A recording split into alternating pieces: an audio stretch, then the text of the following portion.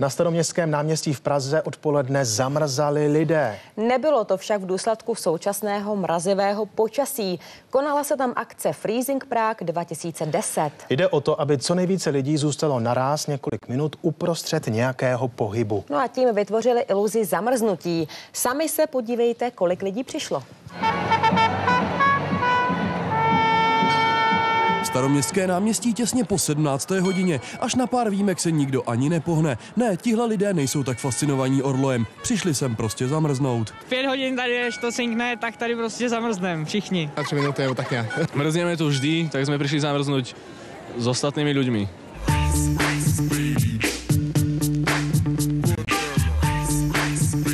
Tak schovolávali jsme se přes Facebook.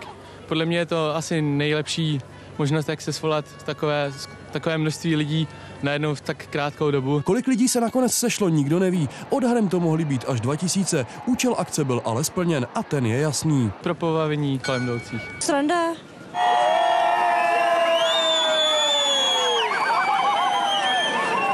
Freezing mohli lidé v Praze vidět už dříve. Hostila ho i řada jiných českých měst. Oblíbený je ale všude ve světě. Ať už v New Yorku, Melbourne nebo Paříži. Zamrznout se dá zkrátka všude. Ondřej Špalek, Televize Nova. Tak dnes se ještě dozvíte, že